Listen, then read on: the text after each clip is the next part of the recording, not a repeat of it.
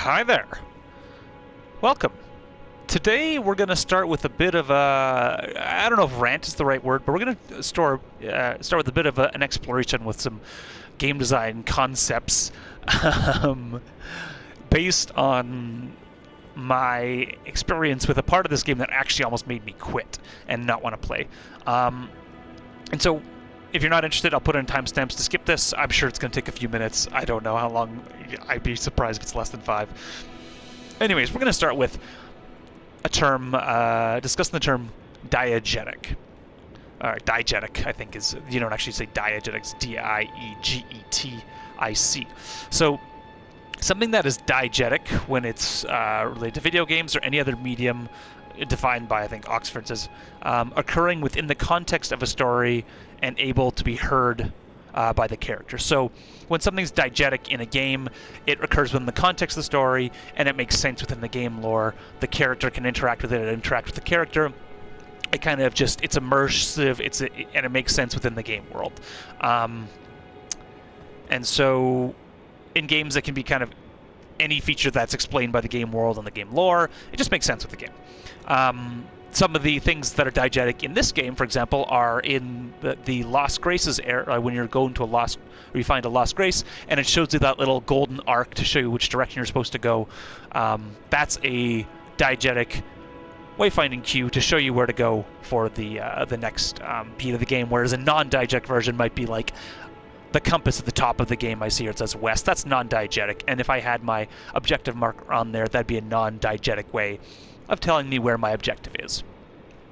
And for some reason, I don't understand the rune system in this game, but you know that's probably diegetic because you're collecting runes or souls from people that you killed, whatever, and then you can use that to bolster yourself, whatever. Often features in games that are non-diegetic are pieces of the UI. So again, this compass that you can see at the top of the screen, and as I rotate, it updates north, south, east, and west. It doesn't really, like, the character's not holding a compass. The character doesn't have a visor on that tells them that they're going in these directions. So that's just information that they're giving the player to make the game more easy to understand. The health bar in the top left isn't in any way diegetic. The player can't, or the character can't see it. Maybe it's represented on the character a little bit. Am I bloody or something? I don't know. I can't really tell. Yeah, so maybe that represents a little bit that we've taken damage. If I heal, will that go away? That will maybe tell us a little bit if it's diegetic or not. It might not be. In some ways, the tutorial cards in this game are diegetic because they are like these things about guarding. I guess in a way they kind of make sense because they're in the game inventory, I guess. But our character didn't really discover them and doesn't like pick them out of a backpack, so you know that's not diegetic. Anyways, these aren't complaints. I don't think the fact that having a compass at the top of the screen as being non-diegetic is a bad thing in this game. I think compasses are often important for games to find your way towards the destination. Health bars and stamina bars and stuff like that. My mana bar at the top. That's non-diegetic. I don't care. Doesn't matter to me. I think it's good. It's important for the player to have that information. Some games do an amazing job of taking all these features of the UI and integrating them in a diegetic fashion into the game. One of them, for example, is Dead Space. So Dead Space, you're playing Isaac Clarke, you're an engineer, you're fighting your way in this survival horror game. And what that game does is it represents things like the health bar, which we can see the top left here in our game, is represented on Isaac's spine. So when you get damaged, you can actually see the health bar on Isaac's suit going down, or his telekinesis gauge goes down when he uses it, and that's actually on Isaac's suit. So it's represented in the game, in the story, in the lore of the game, actually in the game world that the character can interact with. It's very diegetic. I think even the ammo count on the gun is represented in a diegetic fashion. I think the ammo count is actually in like a hologram on the player's weapon, whereas like our ammo count for our like flasks here represented by a 1, a 2, or like a 1 for our cerulean tiers. Fire pot is 2. I don't know. Flasks has 3, or flasks has 4, whatever. So that's not diegetic. Again, I don't think that's a bad thing. I think games kind of need that information to make it very clear and visible to the player. But some games do an amazing job of doing those things in a diegetic fashion, and it takes a lot of work to get to that point. Even the wayfinding in Dead Space, I think you like put your hand down and it draws like a little beam in the level, so it kind of makes sense, and it's the same color as the like the holographic on your gun, and I think when you do pull up the map, it's like it's a holographic that comes from your arm or your hand, where like the UI or the pathfinding beam is also drawn. Also, super diegetic, makes sense in the game world, awesome. So why am I talking about this? If I don't have a complaint about some of the non-diegetic parts of Elden Ring, which I don't as far as the UI and stuff goes in any way, I don't care. Why am I talking about this? So I want to talk because it's related in some ways to the experience I had in the previous 2 videos that almost made me not want to play this game ever again. And I just realized that I didn't start my timer, which I'm going to start right now. I apologize. All right, well, I'm going to assume that was about 5 minutes so far. Anyways, I didn't almost stop playing the game because of this lack of, or the non-diegetic things that I interpreted. I almost stopped playing the game because of how frustrating it was and what I thought was a weak design direction in some ways. I disagree with it. I guess I can't say it's bad objectively. Some people might love what happened. But what happened was, we're going to see if we can reproduce it here. I don't even know if I can. I was a low-level character fighting low-level things. I'm right near the start of the level, or the start of the game. This is like right where I come out, so I come off to the right. I'm fighting some low-level guys in this little ruins area. Super easy to kill. Then I come down these stairs, fight some rats. Really easy to kill. They're appropriate for my level. And then I go and I open up this chest. So we're going to see if this actually reproduces what happened before. Because that'd be great if it does. So I'm in this low-level area killing level stuff. I open up this chest. Let's see what happens. Oh no! I got covered in dust, and then the screen pops up a thing saying ensnared in a transporter trap. So that's non-diegetic. It's a UI pop-up saying that I got ensnared and trapped in a transporter trap. We don't know what that is. We don't know what that means. We don't know why I got covered in dust. We don't know necessarily why this dust is transporting us. We don't know why this chest is transporting us. But we're going to pretend like we don't know anything. Okay, we're just getting teleported to another part of the map. Okay, we'll see. We'll see if the game explains it to us after it's done loading. Okay. Oh, there's some dust. Okay, so obviously we got teleported here for some reason. But why? Why did it teleport us here? I don't know. If I open up this chest, it just gives me some loot. It doesn't actually tell me why I'm here. I don't know why I'm here. As a player, I don't know why I just got teleported to this part of the map. I can look on the map, and now I can see, okay, I'm on the opposite side of the map of where I started. So here's where I was. And now here's where I am. I don't know why I'm here. I don't know why that dust teleported me. The game doesn't tell me. Why don't these inhabitants of the mine, there's one right above me and a bunch of guys out here, know that I'm here? I don't know. The game doesn't tell me. Why, when I die, so if I were to die right now, unlike all the other beats of the game, so this guy's going to kill me. Yes, go ahead and kill me. Kill me. So, when I die, why am I not now transported to the nearest site of grace? So you can say, oh, because you got caught in a transporter trap. Sure, yeah, the game told us that through the UI, but what is the game reason and the lore reason, the in-world reason that's been established by the game story, the lore and the world around you, that I am now going to respawn back in this little shack? Because right now we know, I'm sure there's a story reason, I didn't really understand the story. Whenever we die, we go back at a lost grace sign because we're a tarnished and whatever, that's where we respawn for some story reason I don't understand.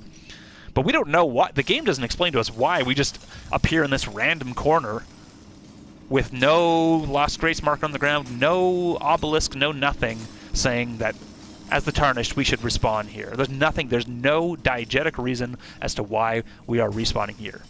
It's because we're trapped, quote unquote, because the game told us that in UI. So far this is a totally non-diegetic experience. It doesn't make sense in the game world. It hasn't been explained to us. We don't know why the dust transported us here. We don't know how we got here because we're just plopped in the middle of nowhere with no other chest saying this is how you're teleported. When I opened this chest before, it was like a real chest. It's not like a teleporting chest. It gave us some loot. So that chest teleported us here, covered us in dust, teleported us to the other side of the map, trapped us. When we die, we respawn here. We can't teleport away from here to the nearest site of grace because we're trapped, as the map tells us this text tells us. Everything here is non-diegetic, it doesn't make sense in the game world. Now, sorry, I feel like I'm getting a little heated here. Now, I not only disagree with the actual design direction of taking a player from such a low-level area that we were in before and teleporting them to the opposite side of the map into a mine where they get their butt kicked by these characters because they're super low-leveled. And then, you know, again, I had some complaints about... I thought I should escape a mine upwards because, you know, generally you don't dig further down into a mine to escape. And there was that ladder there, that kickdown ladder, which cued me to think, oh, I should go up there to try and escape. I was going the wrong direction the entire time. I should have just gone out that door down there. I had to look that up. I got so frustrated that I almost quit the game, but I eventually folded and I looked up how to get out. Okay. So, why am I talking about all this? I'm talking about all this because this is a far cry from something that I would hope or would exist in a game that's like very highly diegetic and is very immersive. I found this experience super immersion breaking. Like, the reason why I quit wasn't because this was so immersion. I almost quit. It wasn't because this was so immersion breaking. It was because it was so frustrating. But that's a design direction thing, which I thought I did not like. People might disagree. I think someone on YouTube disagreed with me and said it was like very on key for this game type. That, you know, it teleports you to the opposite side of the map, gives you a preview of how big the map is, and creatures are going to fight later, and gives you a chance to collect some gear later. Sure, that's potentially a valid idea. I don't know if I agree with it. That I would have done it in the games that I was working on, and I doubt that the leadership on the team that I'm working on for the company that I work for would have supported that as well. And they definitely would not have supported the way in which this was communicated to the player in this non-immersive, non-diegetic sense. It doesn't make sense. All the stuff we just talked about, nothing is supported in the game world. Okay, so with all that said, I want to talk about how I may have approached this differently. I kind of want to get going playing the game, so I'm going to try and do this quickly because I'm sure I've been talking for over 10 minutes now. So I want to talk about a few things that, as a world designer and a world builder, that's something I've done a lot in the past. How could this game have communicated this trap chest they've done to make it much more diegetic and make much more sense in the game lore? Okay, 1. The chest that's covered us in dust when we first got teleported here and landed here. Why did it have to be a chest? Sure, if it had to be a chest and had to be dust, we could try and establish in the game lore that it was actually a portal that plopped us here in an area, and then we can't go back through the portal for some reason because we don't have the right key or the right this or the right that we actually have to locate eventually. Okay, so something to that, and like another problem that I have with that. Sorry, I lost my point there. Yeah, so right now is just a one-way gate. We opened up that chest, it trapped us. We're trapped for some reason on the opposite side of the map. We don't know why. It would have made a lot more sense if that was some sort of teleporter or portal that was two-directional that we could somehow access from here to get back to that site we were at before, assuming we had like the right key or the right whatever. So there should have been like a chest or another thing that we could teleport back to. Another thing they could have done that would have made a lot more sense was sharing assets between these two spaces. When we were in that last place down in these ruins down here, which are called the Dragon Burnt Ruins, there was no evidence in any way of this site, of these mines, interacting with that other site. There were no pickaxes in that space. There were none of these crystals. There was nothing. There was nothing connecting that previous site with the site that we're now in any diegetic fashion. There's also nothing from that site in here. We don't see any of those Feral Flame of Akil worshippers here. We don't see any of their cloaks, whatever. That could easily be fixed by adding a few assets from this mine over in that previous space, or that previous space over in this mine, so we know that those two spaces are physically connected somehow, and that maybe they exchange goods. Maybe the people from the Akil worshippers in those ruins, what are they called again? I don't even remember. In those ruins, actually use this gateway, in the Dragon Burnt Ruins, actually use this gateway to the Sellia Crystal Tunnel to collect things and sacrifice it to their god or to their dragon or whatever. So these things could have been very easily physically connected by just scattering some assets in this space from the previous space and in the previous space to this space, just so that they have some physical visual connections. Okay, 2 of the problems solved. Why don't the inhabitants know that I'm here? maybe it's because they weren't watching when I came to the teleporter, and then so they don't care. Or perhaps they do care, and then they see us come to the teleporter and think, "Oh, you're not supposed to be here. Why are you here?" And then they come and attack me almost immediately. Or to even connect these two bases better, perhaps before we went into the teleporter that trapped us, or the thing that trapped us here, we fought one of these guys that are above us up here, or we fought one of those miners, so that we know, oh, whoa, there's something weird going on here. I don't recognize those guys. And then when we come into this mine, we realize, oh, they are connected somehow. Those miners, or that guy that we fought before, is in this mine everywhere. Okay, that makes sense. So that would help tie the spaces together better. It would give the player like more of a connection between the two spaces, whatever it may be. Why am I not returning to the site of grace when I die, which is what we've established in the game lore is what happens when you die? Well, perhaps going through the teleporter has corrupted us, or the trap thing has corrupted us, but that hasn't told us in any way. In order to be able to teleport to a lost site of grace or spawn back at a lost site of grace, we need to go to a lost site of grace or find a new one to cleanse us so that we can then use that power again, because it's been stripped of us for some reason as we got trapped in this teleporter. So those are some pretty simple writing and world-building changes that could have been implemented that I think would have made this teleporting experience in the mine that I had go from like this really immersion-breaking, weird, non-diegetic experience that I thought was unfortunate, to one that was at least grounded in the game world and a more immersive experience and more diegetic. Now that isn't even touching the design direction of like my disagreement of transporting players to this high level from such a low level, but that's totally an aside. That's a different discussion that I'm not going to have, because based on my frustration in the previous video, you'd probably see how much I disagree with that. Anyways, so that's probably at least 15 minutes, almost 15 minutes of ranting. Let's actually start playing the game now. So I'll put a timestamp in, hopefully here. So timestamp of starting the gameplay is now. We're going to get out of here the way that if we were playing the game for real, we would have... Oh, maybe we'll kill this guy. Playing this game for real, we would have gotten out that way to start. Maybe we'll just die, actually. We'll see. Oh, maybe we will die. Can you attack me so I can do my counterattack, which is essentially seems to be the only way I can get any damage on these guys? It's when I get a crit. There. Why? And sometimes I find that my crits don't work and I don't actually stab these things properly. I don't really know why that's happening, but someone in the comments knows. Let me know what I have to do to make sure that my crits always strike properly. But anyways, ooh, let's drink up some cerulean tears. Oh, another thing actually I should have shown. That was another thing that this game does well diegetically is when when I try and drink that potion. Great example of like diegetic game feedback to the players. When I try and drink this potion, the guy's like, "Oh, it's empty. I can't drink anymore because I'm out." That's great. Or when I try to heal myself enough, if I make myself run out of mana, which I will try and do quickly, he'll look at his hand and be like, "Oh, I don't have any power left," which is great. That's another piece of feedback. So there, he's like, "Oh, looks like I'm out of magic." And then he scratches his head. I mean, which is kind of silly, but whatever.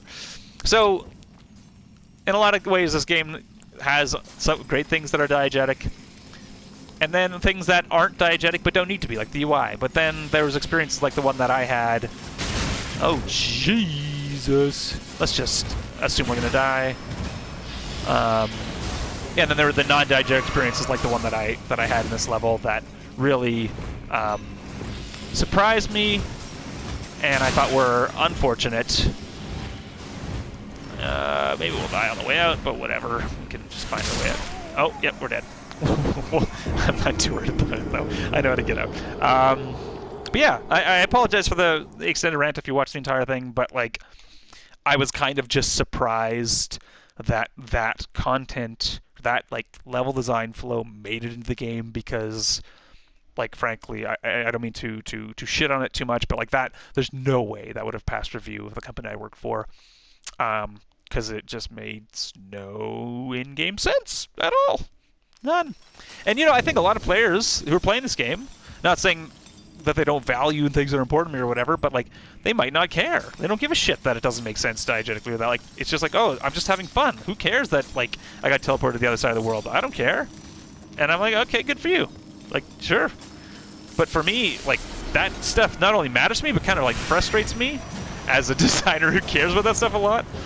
I think that's like, in some ways, I think that's maybe like kind of what started me off playing this game in the first place. Is like some of the things that the like I started playing because and now we're at the site of grace. So, oh, by the way, sorry, just to break my.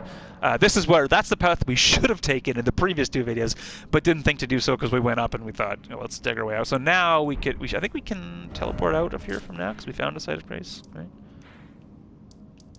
Good. Okay, no, we can't because we're still trapped, technically. Anyways, yeah, I think there's like part of the reasons why I started this game. A big part of the reason why I started playing this game was to kind of try and give voice to the frustration that some of the developers, like it was Ubisoft and Guerrilla Games or whatever, were talking about. Like, oh, the what the hell's going on?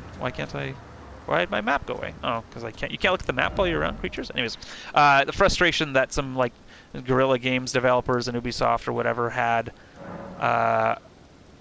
towards this game. And I just wanted to give a little bit of voice to that to see if I could kind of experience their frustrations and maybe try and comment it on a little bit further other than just like a tweet saying, oh, this is bad. You know, and be like, okay, if there are things that like a Western developer would disagree with, why are they disagreeing with it? And I think that is an example of one of them. The thing that we talked about for the first 15, 20 minutes or whatever was for the video. So, anyways,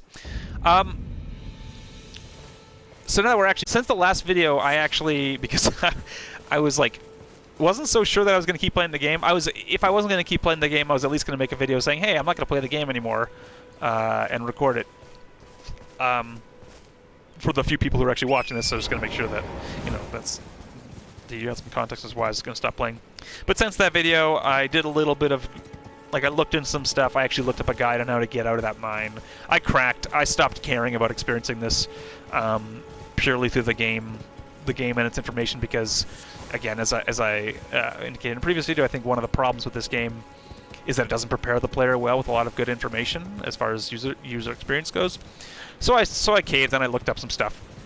I also then grinded up some levels, but I didn't advance anywhere else and do any sort of meaningful content.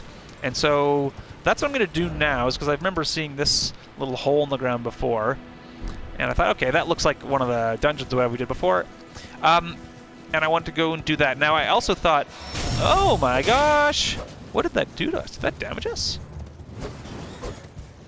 I'm also kind of trying to consider how I want to make content going forward, as far as like what content am I actually going to show and play, and what content am I not going to play, record gameplay footage of.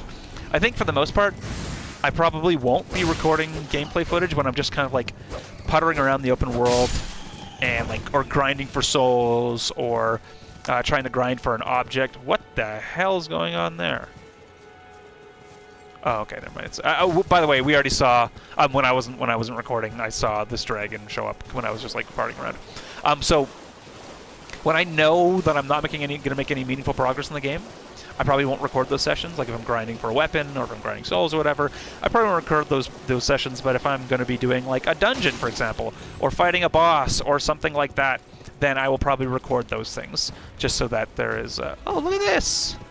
Hey, Crab, come help me kill this dragon. We're not going to fight this dragon right now. But yeah, I'll probably be more selective as to what sessions I actually play and record and what ones I don't. And we will not be recording all of them. And like, let me know if you think that's a problem, but I just can't imagine that me showing every piece of gameplay that I do, which is not always going to be meaningful, is going to be entertaining or insightful for the viewers. So yeah, we'll probably just do the ones that I project will be meaningful, like going on the critical path, or the main path you want to call it, going to things like this over here, like a dungeon, for example, or other stuff like that. And again, yeah, if I'm just going to be farting around, probably won't record it just because I don't think it'll be interesting, and I'll maybe just want to like immerse myself in the game world and just kind of get lost. Ah, hey, there's a diegetic cue for you. Good job, game. So there's a little thing at the door here that only shows up. You know, it's gamey, but who cares? Like, it's dismounting us. You see the color when we summoned the horse was blue. This thing on the ground is also that, like, similar color of, like, whitish, effervescent blue. So, like, oh, okay. That's a barrier the horse can't go into. Cool. It's a little gamey. Who cares? Not everything has to be, like, totally established in the game lore. The Limgrave Tunnel. So I'm assuming this is going to be a dungeon experience of some sort, which I am super game to do. We'll play this for just a few more minutes before I start a new video, but hopefully there's going to be a site of grace that we can tag onto and respawn at. Maybe there won't be. Maybe this is going to be a... Oh, shit. Was that a thing I could have dropped onto? Oh, perfect. Okay, we're going to remember that that's there. Look. Now, perfect. I love the convenience. You know, one of the things that I've really enjoyed about this game so far versus the previous Souls games or the previous From Software games is the convenience it gives for kind of farming things like this and farming bosses. I think it's a great addition to the game. I really appreciate it. And we're going to maybe play a little bit of this area before, and I'm sure die a few times before I start over starting an episode, because I think we're closing on half an hour now. So what do these things do again? I totally forget. The summoning pool is now functional, so that's going to give us the ability to summon things. Actually, I didn't really realize that that grave on the side, on the left side of the screen, grave? Was it a tombstone? I don't even know what the hell it is a thing that lets us summon allies, and someone actually commented on the YouTube video, whoever that was, and explained that to me. Thank you, because that's something that the game failed to tell me. Which, again, is one of the problems, like the major problems of this game, I think, is the user experience, the tutorialization. But whatever, we are past there. Oh. Alright, let's Oh, that's much better. See, these, like, obviously these guys are higher level than the guys outside. Oh no. But these are much lower minor level guys than the... Oh, Jesus. Than the miners that we fought in the previous area, which is great. So it's going to be harder, I'm sure. I'm going to die a bunch. I'm sure I'm going to get frustrated. But at least I feel like I should be in here. I didn't feel like that was... No! Wrong button! Whatever, it didn't heal me fully anyway, so it doesn't really matter. But we're going to be... Oh yeah, it is essentially the same... Essentially the same character Are they the same character models? But just like orange-blue? Which I don't care. That doesn't bother me at all. Yeah. You see me, but your buddy doesn't. Yeah, you. Come to me. Come to Butthead. Come to me. Yeah. No, don't call your friends. Don't throw rocks at me. What are you doing? What are you doing? We're in a mine. You're not supposed to throw rocks at people. That's a safety hazard. I like how they're kind of exposing us to the two different creature types in this space right now. But that's an interesting little. We'll talk about that actually. That's a common like design. Is that when you invite players to like a new area, is like you somehow expose them to the things that they're going to be fighting in like a contained way.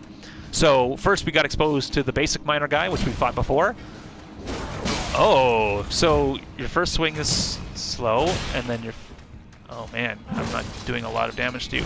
And then they expose us to the second guy, which we could then kite away from the first guy. So they expose us to both different creature types so far in like a very manageable order. Kind of tells us what we're up against in this dungeon. Great way to expose the player to the kinds of creatures they're going to be fighting in this space. So yeah, this is a pretty classic way to introduce characters to, or enemies to players. Is show them one or type one. You usually fight the first type by itself, and then fight the second type by itself, and then you'll fight them more in like combinations with each other. But you know, this is totally fine. I think it's totally valid. So yeah, good. I'm kind of excited to play this space, even though I'm gonna probably get super frustrated and die a bunch. You know what? I'm excited to be back playing this game in a space that I feel like I should be. You know? Does that make sense? I don't know if that makes sense. That sounds like they know I'm here and they're not happy about it. So it looks like I don't do almost nearly any damage to these guys unless I do like a counter or a backstab! So is that like... Yay! Oh, I mean, that's... So it seems like that's a really major part of this game, are backstabs and... not counters, but like the thing where I riposte, is that the word? and then like crit strike them afterwards. Those seem like really, really important parts of this game. Maybe we'll go till our first death, perhaps? That looked like something cool over there. Some UX, user experience stuff that I heavily disagree with. When you're on your map, you zoom in with the right thumbstick. So zooming in, zooming out is the right thumbstick, in and out. But when you're using your telescope, you have to zoom in and out with the D-pad. And if you use the right thumbstick, I guess you're looking around, so I guess maybe that makes sense. Okay, that's less bad. I just didn't really consider that. Okay, I'm kind of retracting that feedback. But still, it's kind of frustrating that there's an inconsistency in how you zoom in versus zooming out. This looks like that might be a weapon I can loot. No? Is that a cool weapon for me? Oh, no, you're not a weapon. You're a person. Are you a person with a weapon? Is that a giant pickaxe? Can I backstab you? Oh, no, it's just a regular pickaxe. I definitely feel really weak just doing basic attacks to these guys. Okay, let's kite these bad boys so we can single file them. I'm not super afraid of those rats. I know you can, like, can you drop attack in this game? Oh, Jesus, maybe you can, but not when you execute it like that.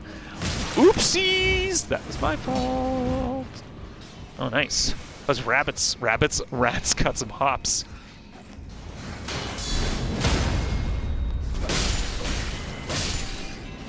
Maybe I can use the rats to, Oh, okay, interesting. I thought I was invincible for some reason during that. I probably have no evidence to believe that I was invincible during that window, but for some reason, I thought I was at this very moment in time.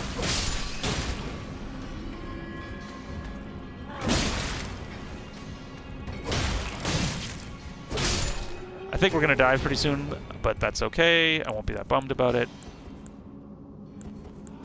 I'm obviously fighting horribly, but again, I'm not that bothered. I mean, you might be bothered by it. The viewers at home might be bothered by how terribly I'm playing, but like, I don't know. I'm kind of excited to be in this area right now. So maybe we'll. How many souls do we have? Souls. How many runes do we have? Oh, we only have 978. So if we die, it's not a big deal. I mean, no one wants to have to run back through these spaces, but at least I can maybe kill this guy. Why am I not getting backstabs on these bad biddies? Okay, you attack me once and then I go fast, and you don't like it. And I duck out. Whoa, whoa, whoa, whoa, whoa, whoa, whoa, whoa. Now, I wonder what determines. What determines when you get a. Was it critical strike? Is that what that is? Versus non-critical strike.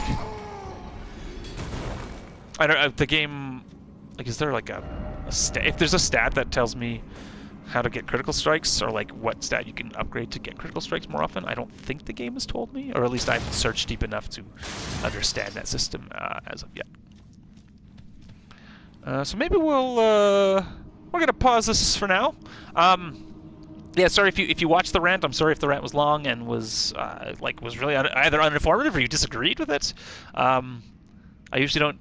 I mean, yeah, I'm usually not hypercritical of other people's designs, but that one kind of just stuck out to me as something that I thought was valid for criticism, and I thought I had enough experience